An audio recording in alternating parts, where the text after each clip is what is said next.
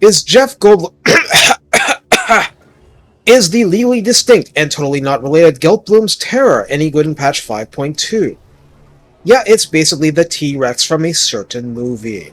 Why is it a terror? Because it's a feral carnosaur regiment of renown with Vanguard Deployment. So, oh yes, it's good. Recruited for 1950 gold and 488 upkeep. I'll keep it brief because the enemies in these demo combats kept dying or fleeing, so the runtime is short.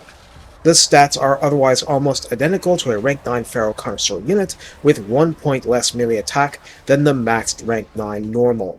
The around 7500 health, 95 armor, high melee attack, low attack interval delay, splash target size of large, max targets damage of 5, weapon strength heavily tilted towards armor piercing with a bonus versus large of a whopping 35, that's still there.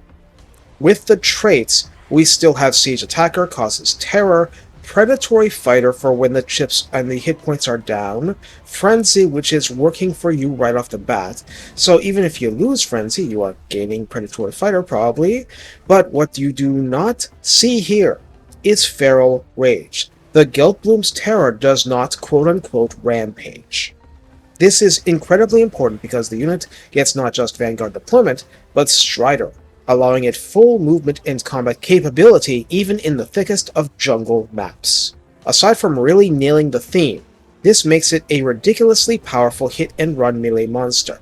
And what's the best way to lose a hit-and-run melee monster? By having it rampage and go out of your control, charging back headlong into danger and taking unnecessary damage.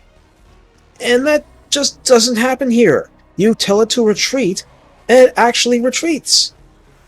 I didn't even consciously think about it at the time, but there's another difference. This unit can hide in forest. Lack of that would make the Vanguard deployment really hard to use in certain situations. Instead, this monster is charging out of cover at the moment the opponent least expects.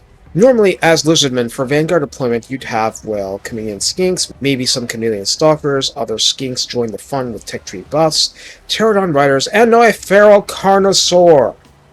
None of the other units I mentioned have any anti-large or bracing capability. This has no bracing, but does have some of the best anti-large in the entire game. This enables you to shred and rend cavalry trying to run down your skinks. And yes, that includes coming out of a concealed forest position and tearing that cavalry to shreds. What do you call a regiment of renown that fundamentally expands your tactical options in concert with your existing forces? A terror on the battlefield. Take care, and have fun proving to the foes of the Great Plan that nature finds a way.